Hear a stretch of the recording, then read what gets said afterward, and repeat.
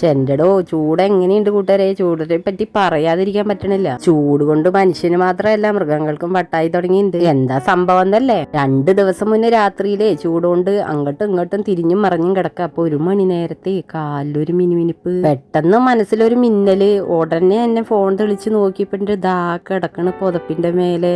പേടിക്കണ്ട ഞാനുണ്ട് കൂട്ടിനെന്നും പറഞ്ഞിട്ട് കിടക്കുക. മൂപ്പരാര് അണലി വരാൻ പോയ അറ്റാക്കിനെ തടഞ്ഞു നിർത്തി, ഞാനല്ല ദൈവം. എന്നിട്ട് ഞാൻ ചേട്ടനെ വിളിച്ചു.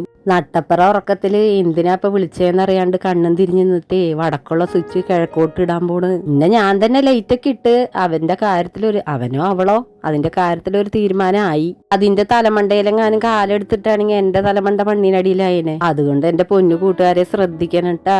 AC ഒക്കെ ഉണ്ടോന്ന് അന്വേഷിച്ച് വണ്ടിയും വിളിച്ച് ഈ ജാതി സാധനങ്ങളൊക്കെ വീടിന്റെ അകത്തേക്ക് വരും. അമ്മാതിരി ഭ്രാന്ത് പിടിക്കുന്ന ചൂടാണ്, കുറ്റം പറഞ്ഞിട്ട് കാര്യമില്ല. പിന്നെ കുറച്ച് ചിരട്ടയിലും ബക്കറ്റിലും കപ്പിലൊക്കെ വീടിന് ചുറ്റിനും കുറച്ച് വെള്ളമൊക്കെ വെച്ചോ. കുറച്ച് കാക്കി അണ്ണാനും കോഴിയൊക്കെ വന്ന് കുടിക്കട്ടെ. അപ്പൊ പുഴയും തോടൊക്കെ വറ്റിപ്പോയി എന്ന് പറഞ്ഞിട്ട് വിഷമിക്കേ വേണ്ട. ഞാൻ നന്നായിട്ട് പുഴയൊക്കെ വരച്ചിട്ടുണ്ട്. അപ്പൊ ഇഷ്ടമായ ലൈക്ക് സബ്സ്ക്രൈബും ചെയ്യാം. മറ്റൊരു വീഡിയോയിൽ നമുക്ക് വീണ്ടും കാണാം.